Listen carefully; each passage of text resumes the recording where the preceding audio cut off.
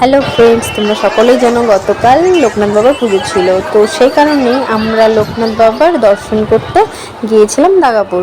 তো সেখানে আজকে পুজো বলে এত ভিড় হয় কি আর বলবো। গাড়ি সেই মন্দির পর্যন্ত যাই না, তার অনেকটা আগেই গাড়ি দাঁড় করিয়ে দেয়, কারণ রাস্তায় এত পরিমাণে ভিড় থাকে যে গাড়ি যাওয়ারও রাস্তা পাওয়া যায় না। তো সেই কারণে অনেকটা দূর হেঁটে যেতে হয়েছে।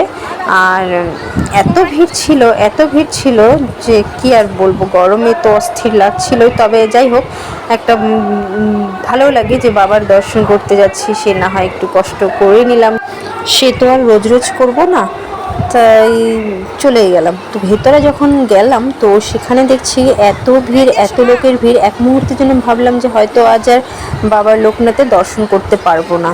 তো যাই হোক, এগিয়ে গেলাম। তো যাওয়ার পরে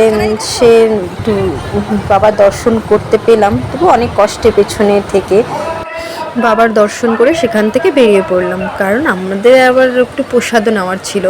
সেখানে যে আজকে এত হাজার হাজার লোকের জন্য খিচুড়ি বানানো হয়, তো খিচুড়ি সেই চলতেই থাকে রাত্রি প্রায় হয়তো 10টা পর্যন্ত খিচুড়ি চলতেই থাকে। তো সেটাও আমাদের ছিল, আমরা প্রসাদ খাবো বলে।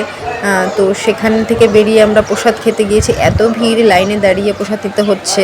তো সেখান থেকে প্রসাদ খেয়ে দিয়ে তারপরে মেলার কিছুটা সময় কাটিয়ে সেখান থেকে আমরা বাড়ি ফিরে এসেছি।